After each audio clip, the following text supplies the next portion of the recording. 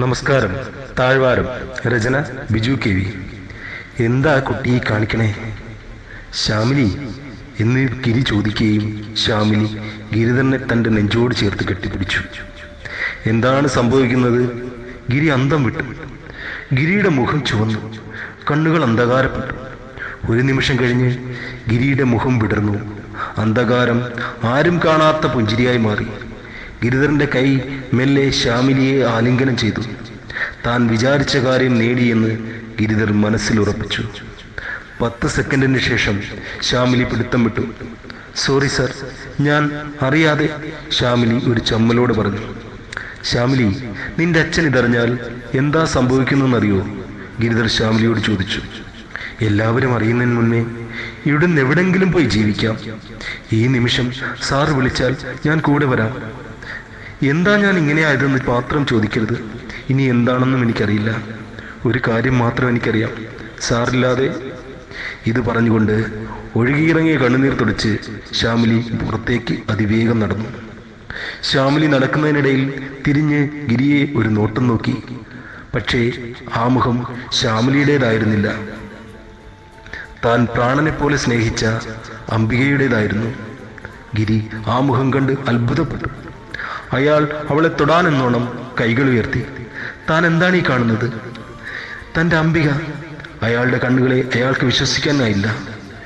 ശ്യാമിലി എന്ന അംബിക കണ്ണിൽ നിന്നും മായുന്നതുവരെ നിർവികാരനായി അയാൾ നിന്നു. കാർ ഓടിക്കുന്ന ശ്യാമിലിക്ക് തൻ്റെ ചിന്തയിൽ എന്തോ വന്നു പോകുന്നത് പോലെ അവൾ അസ്വസ്ഥയായി.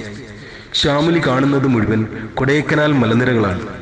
അവൾ പെട്ടെന്ന് തൻ്റെ കൂട്ടുകാരികളുമായി അവധി ആഘോഷിക്കാൻ കൊടൈക്കനാലിൽ എത്തിയത് ഓർത്തു.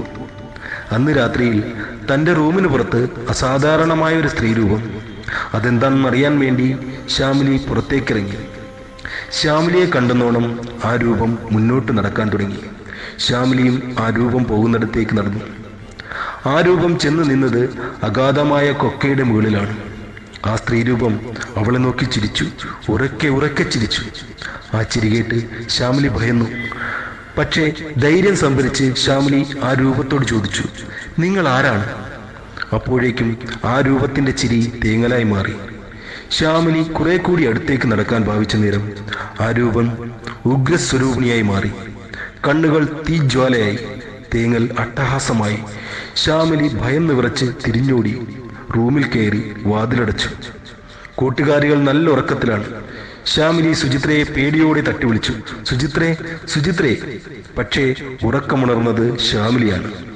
ശ്യാമിലി ചുറ്റും നോക്കി. ഞാൻ വിളിച്ചുണർത്തിയത് സുചിത്ര? എന്താണ് നടന്നതെന്നറിയാതെ ശ്യാമിലി ചുറ്റും നോക്കി. നേരം പുലർന്നിരിക്കുന്നു. അപ്പോൾ ഞാൻ കണ്ടത് സ്വപ്നമായിരുന്നു. സുചിത്ര പല്ല് തേക്കാനെന്നോണം ബാത്ത് ടബിന് അരികിലേക്ക് പോയി. ശ്യാമിലി കട്ടിൽ നിന്നും എഴുന്നേറ്റ് ജനാലയ്ക്കരികിലേക്ക് നടന്നു. ജനലിലൂടെ ദൂരെ പലതരച്ച വീടിന് മുന്നിൽ ഗിരിധരനെ കണ്ണിമ വെട്ടാതെ ശ്യാമിലി നോക്കി നിന്നു.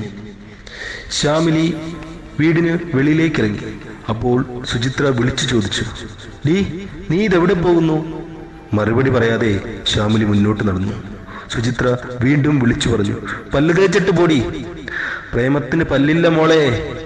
ശ്യാമിലി ഇത് പറഞ്ഞുകൊണ്ട് ഗിരിധരനെ ലക്ഷ്യമാക്കി നടന്നു.